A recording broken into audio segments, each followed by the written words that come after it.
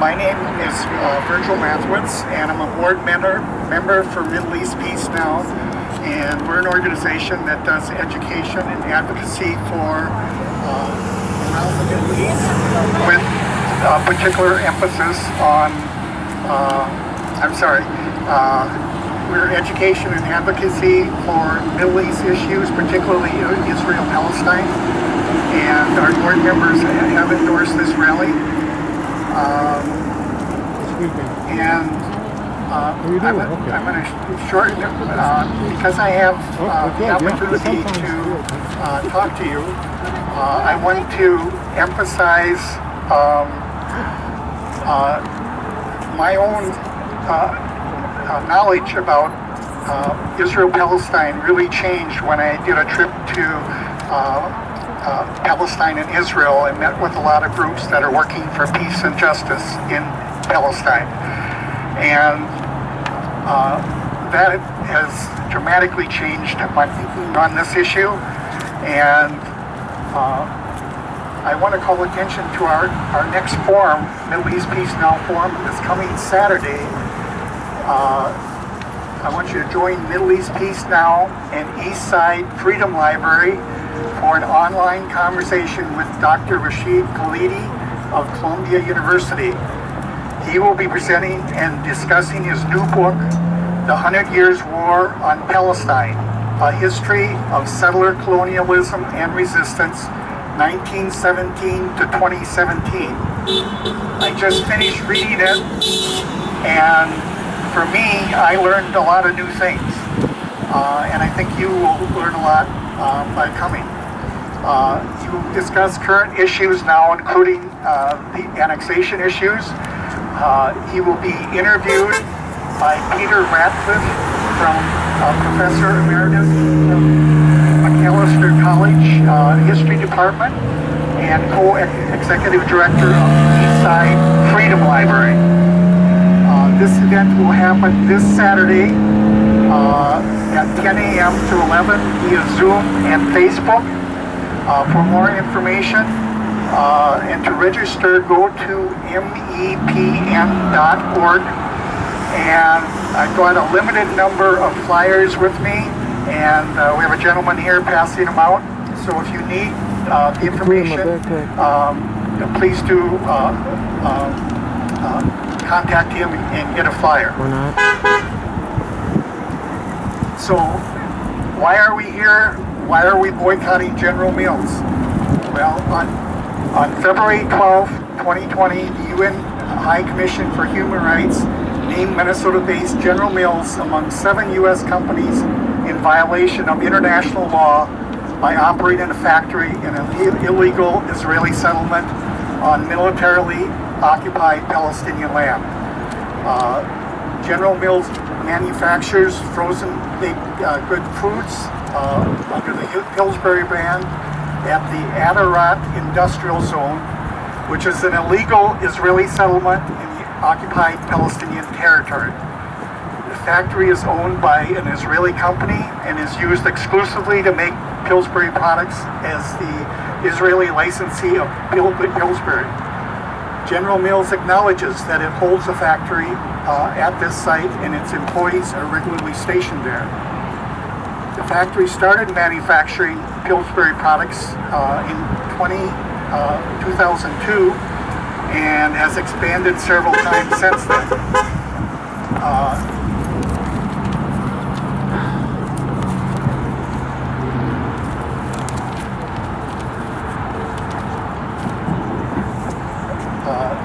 The plant employs 128 Palestinian workers from the West Bank, but it also employs a similar number of Israeli Jews, mostly from the ultra-Orthodox community. This Adarat Industrial Zone is located just north of Jerusalem and is part of the West Bank known as East Jerusalem, which Israel illegally annexed after the aftermath of the 1967 war. The Pillsbury factory was built on land that belongs to Beit Hanina, a Palestinian town that Israel made into a neighborhood of Jerusalem and later split into in two by the separation wall. Israel confiscated this land in 1970 as part of the largest confiscation of Palestinian land in the Jerusalem area. Now is the time to support the boycott, divestment, and sanction movement, which is Palestinian-led movement for freedom, justice, and equality. BDS upholds the simple principle that Palestinians are entitled to the same rights as the rest of humanity. Israel is occupying and colonializing Palestinian land, discriminating against Palestinian citizens of Israel, and denying Palestinian refugees the right to return to their homes. Inspired by the South African anti-apartheid movement, the BDS call urges action to pressure Israel and General Mills to comply with international law. And as you know, the BDS movement has been growing over the years and has started to have impact. So now is the time to support the Palestinian BDS movement to help eliminate apartheid in Israel. Now is the time to demand that General Mills remove its Pillsbury factory from land that was illegally annexed from the Palestinians. General Mills should not profit from a factory in an illegal settlement. It is time for justice for the Palestinians. Tell General Mills, no dough for the occupation. No dough for the occupation. No dough for the occupation. No dough for the occupation. No dough for the occupation. We're here to tell General Mills that we won't stand for profiting off of apartheid. COVID, right? Gotta work with the mask. We're here in support of BDS, the Palestinian Civil Society's 2005 call to boycott Israel, divest from Israel, and sanction Israel until Israel complies with 3 demands. Israel needs to end its occupation and colonization of all Arab lands and dismantle the apartheid wall. Can we hear some cheers for that? Yeah! Israel needs to recognize the fundamental rights of Arab Palestinian citizens of Israel to full equality. Israel needs to respect, protect, and promote the rights of Palestinian refugees to return to their homes per UN Resolution 194. Can we hear it for the right of return? General Mills in Pillsbury is no innocent bystander here. The Itarot industrial settlement in occupied East Jerusalem is illegal under international law. Settlements such as Itarot exist as part of the plan to permanently erase Palestine so that there is no home for displaced Palestinians throughout the diaspora to return to. What do we say to that? No! No! Right? Yeah! General Mills and Pillsbury have received millions of dollars worth of Israeli government money since 2003 to maintain and expand its operations there in defiance of international law. No to occupation, no to apartheid, no to settler colonialism, free Palestine, and no to General Mills and Pillsbury. General Mills, go! Okay, let's see. I think Wyatt. Let's go up next with Wyatt. And then, here you are.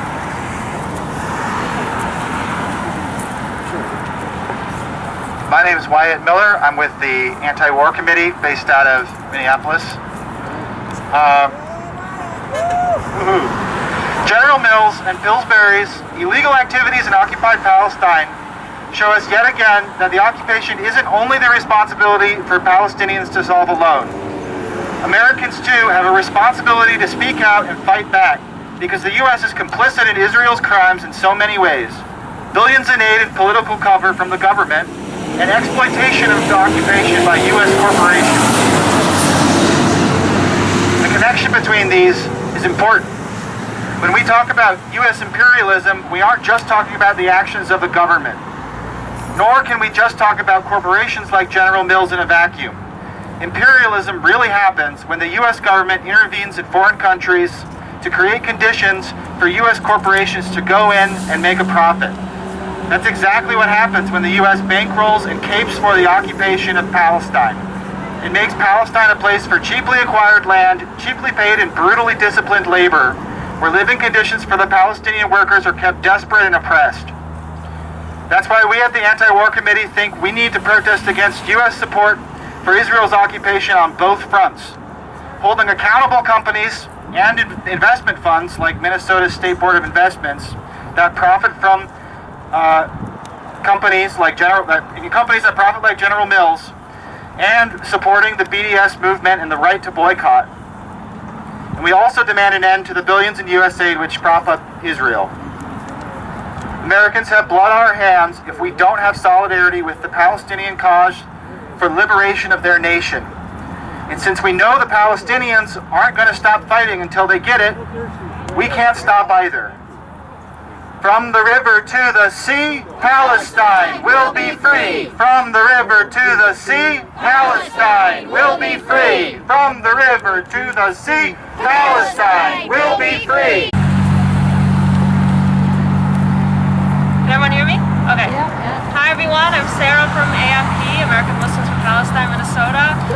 So happy to be speaking for you guys today. Okay, I'm going to start by telling you guys a little story. So there's a friend of mine a few years ago comes to me with a newspaper and says, I have a funny story for you. And I was like, okay, I love funny stories. So he gives me the newspaper, and it was a story about a group of campus anti-Zionists. It's already getting funny. The anti-Zionist students were launching a BDS campaign against Ben and Jerry. And the crux of the story focused on the Zionist students who led sort of a counter-campaign against them, and continuously, as we can predict, targeted and smears their campaign on the allegation that it constituted anti-Semitism. This has become all too amusing to us. So I laughed, and I said, that is really funny. Isn't it funny that the most principled political protest is delegitimized on the allegation of anti-Semitism? And he paused for a second and said, that's not why I thought it was funny. I thought it was funny because it's Ben and Jerry's. It's just ice cream. Friends, I bring up this story because there are going to be some people today that see our Pillsbury signs and think that we're crying over pastries, cinnamon rolls, doughs, dessert. They think that we're just making a big deal. There are going to be some people that say that we just can't enjoy Israeli contributions, that we're just getting angry, that companies don't care about what we think. And then there are going to be people on the flip side that are going to say something like, oh, they're just anti-Semitic. They can't enjoy any cultural relics that come out of Israeli settlements. They can't enjoy anything that comes out of Israel. They just want to arbitrarily target Israel. They just want to destroy Israel. You know, if abiding by international law constitutes the destruction of Israel, what the heck are you implying about Israel for a second? Friends, both of these groups come from one common thread. They want to delegitimize and undermine the legitimacy of BDS. We have the former group that looks at things like Pillsbury and cultural relics that come out of Israeli occupation and tell us that we need to just sit back and enjoy these things. These are the same people that go on tours of Israel and tell us that we need to marvel at the beauty. The same people that I've heard say something like, I know they're doing bad things to the Palestinians, but it's just so beautiful. Probably similar to how luxurious buses in Montgomery in the 50s were probably also beautiful as well. What was Rosa Parks whining about? They were air conditioned, they were tidied. So these people are actually doing exactly what our oppressors want, thinking in the same line of thinking. Because Netanyahu knows that Israeli occupation is not upheld by conspicuous boogeymen signing de jure annexation deals. It comes in de facto means. It comes from tourist sites that are built over the rubble of massacred Palestinians. It comes from frosting and sprinkles. And no, we're not protesting those. We're protesting what's underneath it, and we know it all too well. And we're not being petty. We are thinking small to win big. So the second group sees that we're winning big, and that's why they're getting upset. Because this is when they pull out the anti-Semitism card. This is when they say, what about China? What about Saudi Arabia? What about, you're just singling out Israel. I think Israel is singling itself out by claiming it's the only democracy in the Middle East. So from there, we can tell us that the facts are on their side, and this is where, on our side, and this is where people get upset. Because it's pretty clear the unanimous consensus amongst the International Criminal Court on the legality of the settlements as per Resolution 242. It's pretty clear that under the ICC's definition of apartheid that Israel fits every single tenet. I mean, the facts are 100% aligning with what we're protesting. And it's not going to get anywhere by being defensive and by throwing defensive attacks about people targeting others or people's feelings being hurt. So I want to end on one note. I have heard one too many times that BDS is just people being sensitive crybabies. But I think the only people that are sensitive are the people that cannot actually hear a claim, but instead throw out defensive attacks. Now, as long as Palestinians are denied from the negotiating table or every table in this political discourse, I think we can proudly uninvite ourselves from any table where Pillsbury is being served. No for the occupation. Okay, hi everybody. A certain high-ranking elected official in the United States recently called for our schools to teach a more patriotic version of history. I take this to mean a less truthful version of history, one that would minimize the genocidal effects of settler colonialism and glorify the role of the U.S. military in the theft of Native American land. We would learn that the military's ever westward deployment was an effort to, quote, keep the peace, as the Forts on the Frontier exhibit at the Minnesota Military Museum would have us believe. Now, even a truthful telling of history does not make the First Nations whole again. There is much restitution and reconciliation yet to accomplish. But the immediate benefit of complete and accurate historical accounts, such as those by Howard Zinn and Roxanne Dunbar Ortiz, is that they help us to avoid injustices of the past by recognizing them as they occur today. We are seeing in the West Bank today is a theft of Palestinian land, the Israeli equivalent of America's manifest destiny. I am here today to stop it. I am here today to call upon General Mills to stop doing business in occupied Palestinian territory. Stop it. The boycott, divest, and sanction movement brought down the apartheid regime of South Africa. It freed millions of people. It is a powerful tool. It is a peaceful tool. And it is our undeniable First Amendment right. So I thank each and every one of you who showed up today to amplify this message. Stop it, General Mills. Just stop it. We will not quit until Palestine is free.